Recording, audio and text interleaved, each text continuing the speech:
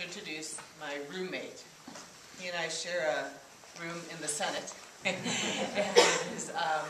it's been a great honor to be there with him. He's very well respected and looked up to by all. And if he weren't so darn busy, I'm sure we'd spend a lot more time together. He is doing the hardest work in the Senate this year, and so it's my honor to introduce Senator Raleigh Heath.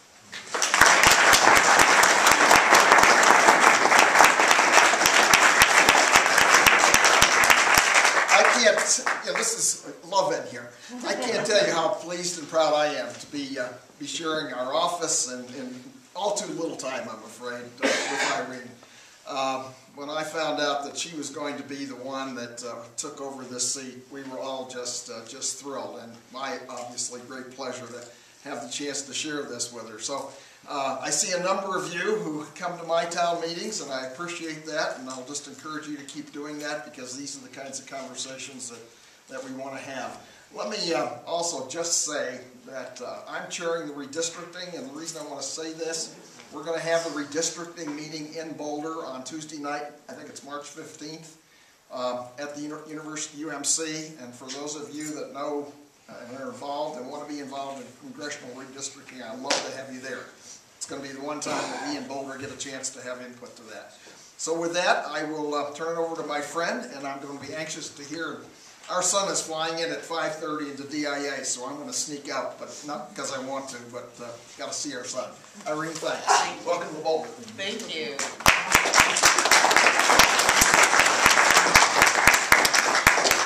So I actually have spoken from this podium before. I can't remember how long ago it was or what it was about exactly. This is my first time getting to do it as a senator, so thank you. I have to tell you the story of how it is that I've come to be a senator. I think when I was here before, I was talking with you about House Bill 9-1273, which Representative Cafalis and Senator Foster ran for us for Health Care for All Colorado in the 2009 legislative session. And we did great with that. I was working with Tom Russell. We got it through a couple of committees. We got it heard on the floor of the House of Representatives, but we couldn't quite get it out of the House of Representatives. And the following year, we wanted to try again, because of course, if you don't succeed, change your tactic and try again. And but unfortunately, we were told, you know, it's an election year, and there are a lot of people in critical districts, and we don't want to risk them losing these elections. Unfortunately, they lost anyway, but we couldn't get a bill. And so I thought, well, this year for sure they're going to do it for us now because it's not an election year anymore. And then, as we all know, the House just barely became Republican, 33-32. And so, well, I would guess that Representative Cafalis would have been willing to try it again. We weren't thinking it was going to get much support in the Colorado House. So I wasn't really pushing him on it. And I wasn't getting an enthusiastic uptake from the Senate either, because they really wanted to be sure that we could pass national reform in the form of study and exchange in Colorado. You've seen what's going on the news in terms of people contesting whether this is constitutional or not, and the Republicans voting now in Congress to repeal it, which of course the Senate didn't, thankfully. But because of that, they were sort of afraid we're not even sure we can get this through, which is a compromise. Do we really want to push the envelope further? And so I was discouraged in talking about our efforts at Physicians for a National Health Program in November, and we had a little group meeting afterwards of the Colorado people, and there were a bunch of us there. And when somebody came up to me afterward and said, well, you know, Senator Romer is going to be resigning his seat to run for mayor, and I'm on the committee that will pick his replacement. Maybe we can get somebody who would run a bill for us. And I said to that person, Romer, he's my senator. That was literally November the 6th. You know, I could run for his seat.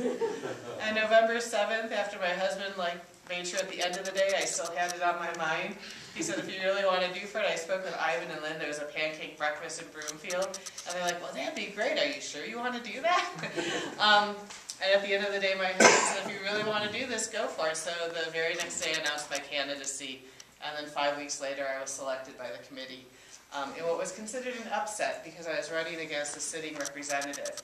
But what was nice was that Denver actually is a very progressive district. It's considered a pretty safe Democratic district. In fact, I hear rumor that we're getting more progressive than Boulder. I have heard that rumor. And so, those are fighting words, I know. The truth of the matter is, I think, one of the things I did was, and I said this, even if I don't win, if I go up there and say, if I get selected, I'm going to run a comprehensive health care reform bill using single payer, that will make everybody else make that same promise. And it did. Everybody else made the same promise. So at that point, I should have given up, but no, I went ahead and won, and here I am. But over these last couple of years, working with lots of people, talking to audiences whenever I'm given the chance, I've learned a couple of things. And one thing I've learned is that you can be killed on messaging. You say the wrong word, and suddenly people don't hear what you're saying anymore. And they close their ears, and they close their mind, and they don't really think. And so, you will notice that I am not running a single-payer bill. I am running a bill to establish a cooperative in the state of Colorado. Now, what's the difference? And this is a question that the majority office has said.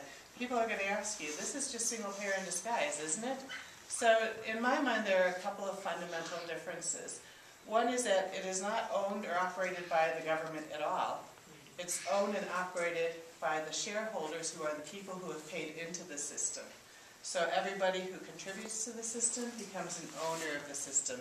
And those people elect the board of directors for the system. And so it really is outside of government control. So it's not government run or government controlled. The other thing is that the board decides how they will pay and incentivize people. And if we're lucky enough that our board, our cooperative, has money left at the end of the year, that money stays in the cooperative. And it either decreases your premium the next year, or it comes back to you if it's enough money, or you decide we're going to expand our coverage to include something else because we have this money left, and offer this extra benefit to our beneficiaries. So those are the ways in which it's fundamentally different from single payer. The way in which it's fundamentally similar is that it would be independent unemployment, and that's very different from healthcare reform that's happening now. Our current healthcare reform would still tie you to your employer and have a big employer role. Now that doesn't mean employers won't be asked to contribute. It just means that they'll contribute based on payroll regardless of who participates or doesn't. So it's independent of employment, so people can work anywhere they want, doing any job they want to do. So those of you, and I know this is probably more true in Boulder than Denver, who have really creative ideas for new businesses, worrying about how you get health care coverage would not be a barrier anymore to opening and starting those new businesses. The second way in which it would be similar to single payer is that everybody in the state would belong. Now, I have already been asked, even by friends, does that mean undocumented people? And I liken it to if you were to be, say, in England, I shouldn't say England, in France, and get sick, and you would go to their medical system would take care of you because it's the right thing to do, and they give you the care that you need. And so I don't know how that would end up looking, whether the cooperative board, which would be the people, would vote a way of saying, well, we'll only give so much care or whatever. I can't guarantee that because it would be out of control of the government. It would be controlled by the people. But the intention is that everybody who lives and resides in the state of Colorado is part of the system. And so in that way, it's similar to single payer. The other big way in which it's similar is that you have one insurer, if you will, covering everybody. So you're in one risk pool, which is where a lot of the efficiencies and savings of single payer come from, is that you're not dealing with 30 different rules and 30 different insurers and then cutting little risk pools so that you have to decide how much do I charge these people, how much do I charge those people. All that administrative overhead is gone, and that's essential because that's how you can afford to expand coverage. is by decreasing overhead costs. And to use our new governor's words, it's by using efficiency in healthcare, financing healthcare. So we're going to create a really efficient healthcare system. But it's not single payer because you don't, if you're a doctor, you don't have to accept the rates that the system pays. Right now, if a doctor sees a Medicare patient, they have to take the Medicare rate. They can't say, I think that's too little, and I want to charge them more. It's all or nothing at all. In the cooperative, one of our ideas is to utilize market forces and say, there may be some providers who really are the top in the state, and they really can get more money for the services they provide. But the insurer, the system, and I know a lot of you hate that word insurer, but I use it because it's a word that other people who are not advocates of universal health care understand and are not threatened by. The insurer would pay them a base payment that had already been decided and was uniform based on geography, say. So let's say you want, for whatever reason, an MRI of your back, and the insurer says, okay, for MRIs, we're going to pay $200. But you want it today, and there's this place across the street that will do it today for $500. Well, the system that you've paid into will pay $200 of that, and you pay the other $300 out of pocket. So that's the way in which you have market forces. Right now, the market in healthcare, for the most part, is between the employer and the insurance company, and they work out their rates and payments. This brings it down to the level of the individual consumer. So the consumer is making that decision. And it also brings it down to the level of the physician, because really right now, physicians have to take or leave, for the most part, the rate that the insurer is willing to pay them, unless they happen to be a high-in-demand specialty. Otherwise, everybody else pretty much gets stuck taking what the insurer is willing to pay them. But in our system, if a physician said, I don't think you're willing to pay me enough, I think I'm worth more than that, and I can get people to pay that, they can charge whatever they want.